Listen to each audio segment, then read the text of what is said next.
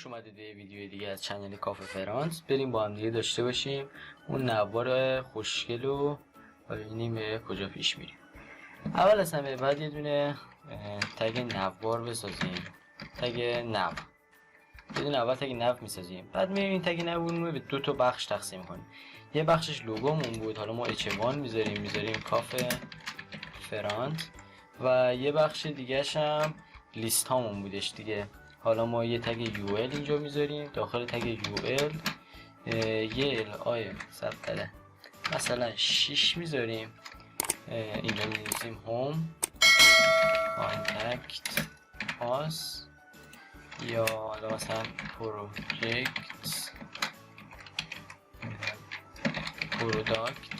پروداکت میاد اینجا. این کانتکت پایین باشه به نظرم بهتر. about us اینجا باشه. این مابقی رو فعلا پاک میکنیم، لازم نیست. تا اینجای کارمون کد HTML مون رو نوشتیم.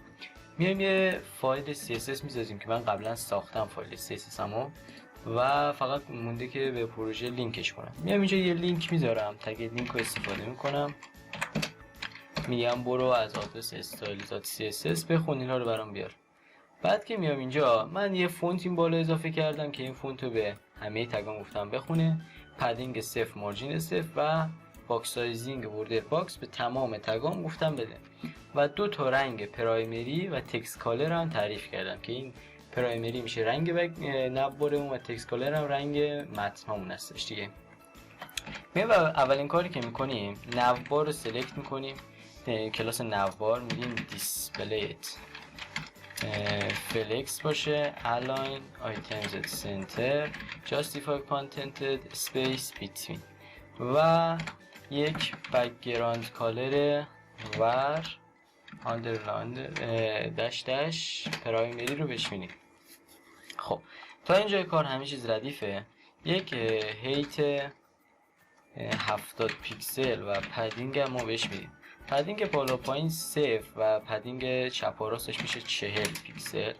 یه پدینگ 40 پیکسل هم ما بهش فعلا میدیم. و حالا اگه بیایم اینجا به این کلاس نوار رو اضافه بکنیم و سرورمون ران بزنیم ببینیم چی پیش میاد. سرور، خب این سرور رو ما باز بکنیم. یه چیزی فعلا ساختیم که حالا به نظرم اوکیه برای پریوی اولیه. میایم به لوگو خودمون نوار دات لوگو رو سلکت میکنیم، یک کالر سفید بهش میدیم، تمام سفید. فونت سایزش رو میاریم روی 18 پیکسل و یک فونت ویت 800 بهش میدیم. بعد میایم کلاس لوگو رو اینور اضافه میکنیم، کلاس نیم کلاس لوگو.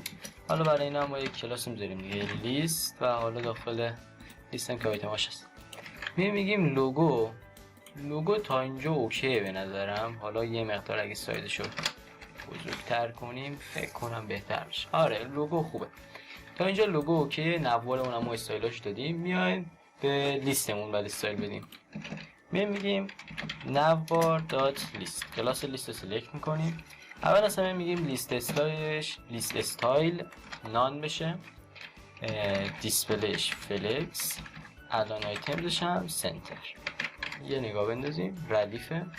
یک گپ 20 پیکسل هم این وسط میذاریم. و حالا بیشتر فکر کنم میشه 35 پیکسل. یک گپ 35 پیکسل فکر کنم خوبه. آره 35 پیکسل اوکیه. و میایم اینجا فقط ما اینا رو بعد از بالا به پایین رو برام کردیم، پروداکت به پایین. آره هوم از این ور باشه. بازم جالب نشد، فکر کنم من یه اشتباهی داشتم. جای لوگو رو باید به جای این عوض کنم، جای لینک هام لوگو رو میارم پایین. میگم جالب نشده، و لینک ها بیان این بر، لوگو اون بر باشه دیگه. حالا اینا رو باید ببریم بالا، پروژکت about us و کانتکت بسش هم بدیم بر. خب الان بهتر شد، لوگو این بر لینک ها این بر باشه. میایم به لینک های خودمون یه استایل میدیم، میگیم نوار اینجا نوار دات لیست، هرچی تگ ای داخلش هست. یه کالر و تکست کالر بگیر و بیا بگو فونت سایزش بشه روی 15 پیکسل، فونت ویتش هم روی 600 بشه. یه نگاه بندازیم ببینیم چجوری شد. تگ ای راستی نذاشتیم براشون، تگ ال آی حواسم نبود ببخشید. یک ال آی گذاشتیم و میبینیم به این شکل. یه مقدار اگه من اینو روشن‌تر بذارم رنگشو فکر کنم بهتر بشه. یه مقدار روشن‌ترش کنیم. خب آره بهتر شد. میایم اینجا به این صورت و تا اینجای کار ما لینک هامون رو تگای الهیمون رو درست کردیم، لوگو هم ردیفه. حالا میخوایم اون لینکی که اکتیو هستش بیاد یه ظاهر بهتری بگیره از اینای دیگه. میگیم چی؟ میگیم navbar.list اون الای که کلاس اکتیو رو داشت. یه بک‌گراند کالر سفید بهش بده، یک کالر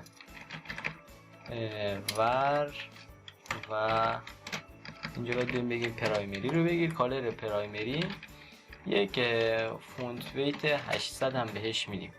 حالا بیایم کلاس اکتیو مثلا برای یکی از اینا بذاریم برای هوم، ببینیم چجوری میشه اکتیو. خب تا اینجا به این شکل در اومده و میگیم چی؟ میگیم برد ردیوسش بشه 35 پیکسل که برد ردیوس هم بگیره. خب و در اینجا برای تمام اینا باید بریم یه پدینگ تعریف کنیم، یه پدینگ بالا پایین 12 پیکسل و 17 پیکسل هم از چپ راست. خب حالا یه مقداری این زیاد شدهش، اینجا بذاریم 7 پیکسل. خب تقریبا اوکیه. این هم بذاریم روی 18 تا فکر کنم ردیفتر بشه. این بیاد اینجوری بشه و گپش رو یه مقدار حالا باید کمتر کنم چون چیز گرفتیه. 20 بذاریم یا 15 بذاریم بهتره، آره یا 10ش اصلا میکنم. گپش هم بشه 10 پیکسل و حالا میتونیم مثلا چون تگ ای نذاشتیم یک کرسر پوینتر هم اینجا بذاریم که بگیم نه هر کدوم پوینتر باشه. بعد بگیم یه ترنسیشن آل 0.3 الس رو بگیر. بگیم navbar دات لیست ال آیش هر کدوم هاور شد کالرش بشه آیدی اف سفید بشه و حالا تقریبا بهتره، آره تقریبا اوکیه. و تنها چیزی که میمونه این بگیم اونی که اکتیوه دیگه نباید کالرش سفید بشه دیگه. اونی که اکتیوه همین کالر پرایمری رو بگیره. ما کاری دیگه نداریم چون اکتیوه نمیخواد دیگه تغییر ایجاد بشه. و حالا حس میکنه اگه یه باکس شادو به این ما بدیم بهتر میشه. ما بیایم اینجا باکس شادو خودمون رو تعریف کنیم. بگیم مشخص میکنم 3 پیکسل، 1 پیکسل، یه 4 پیکسل و باکس شادوش باید سفید بشه. 255 255 255 0.9 یه همچین باکس شادوی اگه باشه 0.1 نه اینو یه مقداری ما بیشتر بدیم روی 15 و 0.9 0.6 به نظرم بهتر شدش. یعنی الان یه مقداری کمتر بشه. آره این الان بهتر شد نسبت اول. و حالا مثلا ما میتونیم بگیم اینی که اکتیوه هاور شد یه اپاسیتی 0.8 بشه. اینجوری خیلی جالب نیست وقتی هاور شد. وقتی هاور شد یه اپاسیتیش کم بیاد پایین تر، حالا نه 0.8 0.9. و تا اینجای کارمون لوگومون رو درست کردیم، لینک هامون هم رو برایم.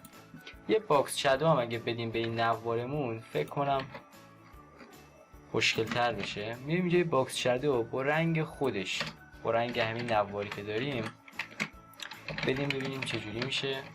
اینجا پرایمری تعریف میکنیم. نوار ما تموم شد. ممنون میشم اگر نظری انتقادی پیشنهادی دارید داخل بخش کامنت به من بگید و کانال ما رو سابسکرایب کنید. تا ویدیو بعدی خدا نگهدار.